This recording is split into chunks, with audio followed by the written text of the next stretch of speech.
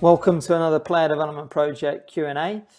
Today I'm joined by Dan Wright and we're going to answer some questions from our monthly members webinar. Dan, how are you? I'm very well, thank you. How are you today? Good, thank you. Very good. Good. Okay. Today's question comes from Alan, and Alan's question says, in your experience, what are the differences, pros and cons, of the whole part whole methodology? USA coach education is moving away from simple to complex. Is this good or bad? So should we start with talking about whole part whole and what perhaps our understanding is of whole part whole, because it might be different between you and I, and it might be different to perhaps some of the American viewers and listeners. So what's your interpretation of whole part whole? For me, whole part whole is going from a really game-like situation, like a real, like lots of realism, if you like. So it's dynamic, changing spaces, people moving, ball moving, and it can just be like a game with two goals. But for me, it could be like a 3v3, anything up to 11v11. So I think if it's game-like and it represents opportunities to pass, or it has affordances that are available in the game, that would be the whole. And then the part is any way that you can kind of like constrain that or strip it back to really focus on certain opportunities for football interactions, whether that be like it's around a certain opportunity to dribble, or the relationship between two players in a 2v1 maybe. Okay. Yeah, what about you? Yeah, in your head, are the starting point and the end point always the same? Do the two holes look the same, or do you start with a 3v3, strip it back, and then go back to the 3v3, or would you go to maybe finish with something bigger, or do you have like a set approach in your head around that? No, I think there's benefits to doing both, and I'm probably changing it up from time to time as well. Yeah. I think it really depends on the group and the type of session and what you're working with, because I think if you're going to explicitly talk about what might be worked on or what might be improved, then maybe going back into exactly the same scenario, like if it's a 4v4 at the start, you go back into a 4v4 and you see if you can apply what you did in the stripped down version or in the part. But if you're working more on principles and challenges, then maybe it doesn't have to be exactly the same setting for people. Yeah, I think, and you might challenge my language here, but I think about pictures. So in the whole, at the beginning, the pictures I've got might be really broad and really random. So I could pass, I could dribble, I could shoot. It's a game-like scenario. When we go into the part, those pictures are they're less. So there's less decision making, and the decision making is more focused around maybe one or two activities. So if it was, let's say, dribbling, so in the whole, I'd have to recognize the space to dribble, when and where to dribble. Can I beat this guy in a 1v1? In a part, it might be slightly more artificial, and there might be loads of opportunity to dribble, or a 2v1, and I've got to recognize when to dribble. And then when you go back to the whole, it would be, okay, you choose when is right and when's wrong to dribble. That's kind of how it works in my head, moving through those pictures and moving up and down through that decision making for the player.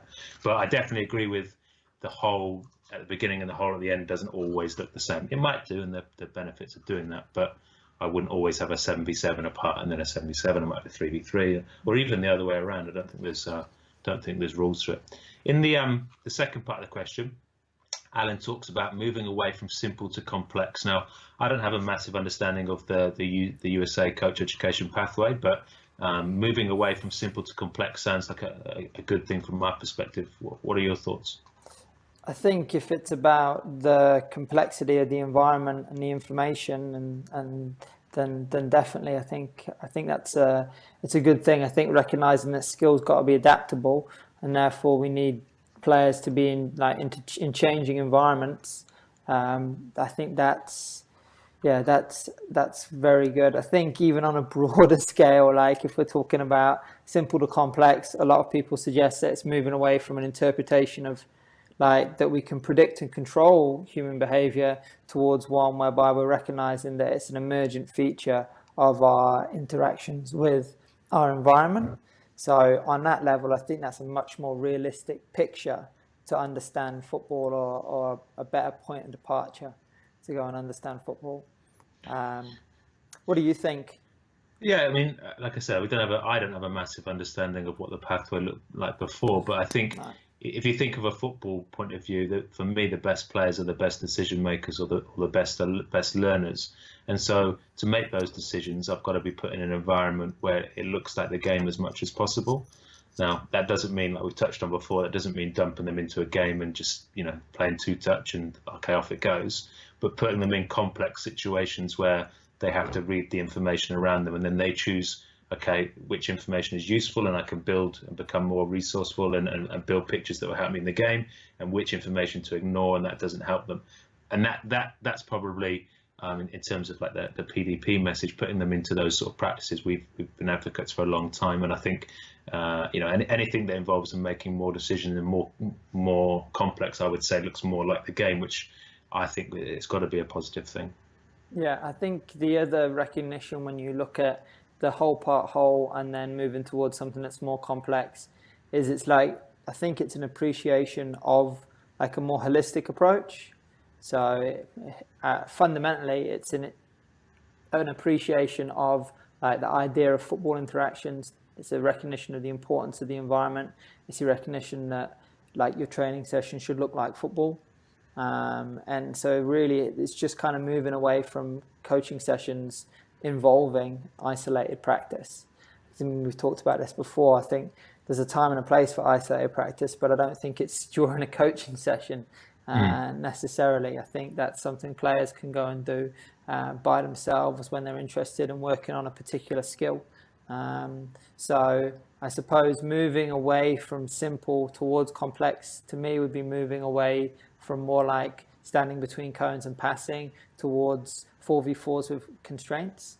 And I'd suggest, I mean, again, just from reading the question, it's hard to know, but the whole part whole would work well with that idea as well around, starting with a 4v4, working on something really specific that you'd like to see happening in the 4v4 and then going back into it. Yeah, I think it's also worth me talking about briefly. There's no sort of silver bullet here, is there? It's not saying that whole part whole is the best thing and that's all we should be doing. We've discussed before about session planning, and I think you've got to have some flexibility in that, and it's around what you've planned, and then it's around what turns up in front of you. If you've planned a session for 12 kids and then only 9 turn up, you shouldn't just ram the session plan down their throats because that's what you scribbled down. And I think that's kind of maybe where coach education's got a challenge, because to have that skill as a coach of planning a certain theme or principle, and then what emerges in front of you is completely different, whether that's the number of players, whether it's the space available, whether it's the players can't do the activity, or if you're working on a topic and the kids can't defend, then at times you have to talk about defending, to help them understand the realism of dribbling or passing through spaces. If the defending's horrific, then you need to do that.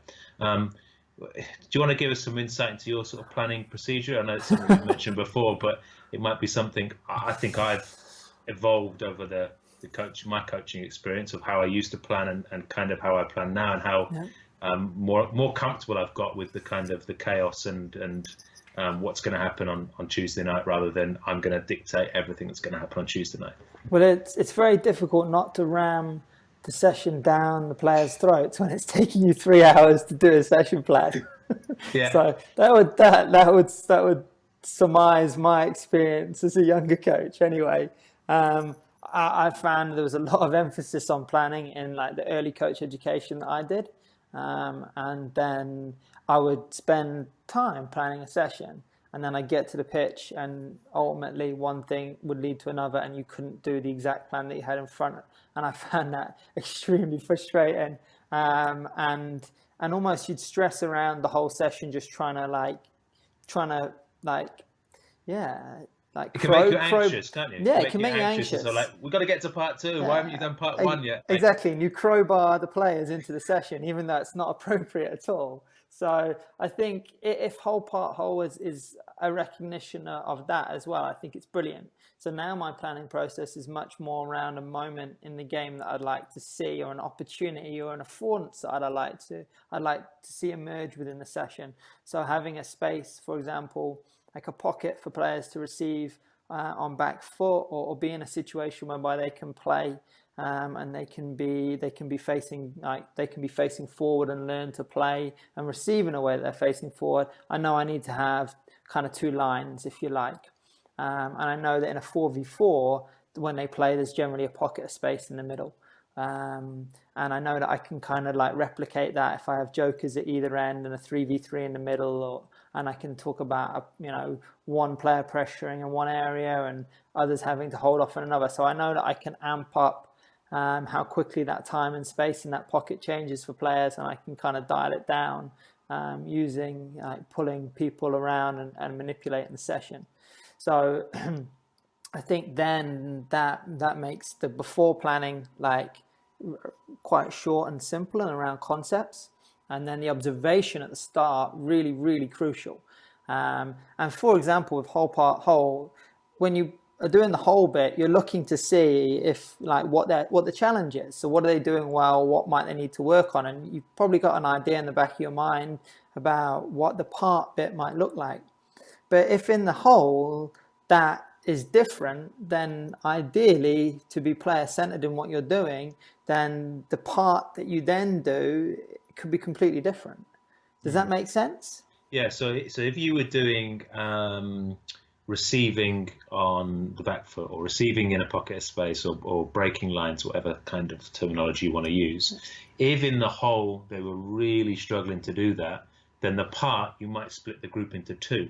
And so those pictures would be really clear. It might be, a 4v2 rather than an 8v8 in that part. So that's the skill of the coach of letting the players, the syllabus, right? If we're player centered and we're delivering stuff that the players need, then our part, in theory, should be linked to the whole. So the whole is what emerges in the whole will drive maybe what our part looks like. Yeah. So here, maybe an example could be like that.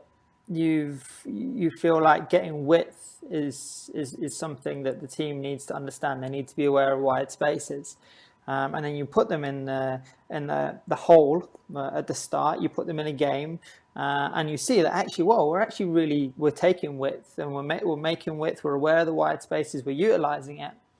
But actually, what's not happening is that when we're wide, we're not actually in a position to then receive back foot, and as you mentioned before, like break into the next line. So we actually need to a little bit of repetition around that. So your part then changes from a part that was really about holding width and moving the ball from side to side to a part that now is about the key moment you want to see is the ball arriving to the back foot and then taking a back foot touch quickly into the space and breaking the line. So I suppose when you know where the game's going and what the next step might be, then it's easier then to go into the session a little bit more relaxed, observe and go, well, what do they need here? And I suppose that's really the art of coaching, to be able to observe a group of players, watch the pattern of play as a team, observe them as individuals and go, oh, well, if we improve these individual things, then suddenly this aspect of team play is going to move to the next level as well. So it's like the way I like to think about that now is that the system has got to a certain level. It's organized to a certain level, and the next step is the system. The next pattern is around, okay, can we move to this part of the pitch, and can we do this in this moment? I mean, there's lots of sort of consistent messages, isn't there, when we do these Q&As? I think the ones that are shouting at in this one is that the player is the syllabus, and the player tells the coach what he needs, and maybe not verbally, but we're gonna learn through what the player's demands are. I think moving up and down that practice spectrum of how random and how complex it is versus how simple and maybe simpler pictures, I think is another key message. And then maybe the last one would be how you move up and down that spectrum, week to week, session to session, month to month, because we shouldn't always live in one element of that practice spectrum. In terms of content, there's loads of good stuff on the website. There's a really good blog by Sporticus about poles apart, which touches on a few of the things we mentioned here. There's a really good magazine article by John D'Souza, who's the academy manager at Colchester, talking about designing sessions or the individual approach that they take there.